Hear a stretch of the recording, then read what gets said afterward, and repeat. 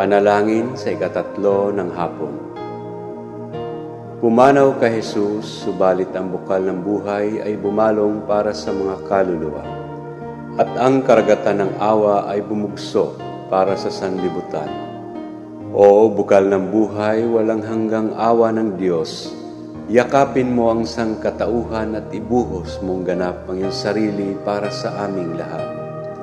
O banal na dugo at tubig na dumaloy mula sa puso ni Jesus, bilang bukal ng awa para sa aming lahat, ako ay nananalig sa iyo. Banal na Diyos, banal na puspos ng kapangyarihan, banal na walang hanggan, maawa po kayo sa amin at sa buong sangsinukob. Banal na Diyos, banal na puspos ng kapangyarihan, banal na walang hanggan, maawa po kayo sa amin at sa buong sangsinukob. Banal na Diyos, banal na puspos ng kapangyarihan, banal na walang hanggan, maawa po kayo sa amin at sa buong sansinukob. Amen.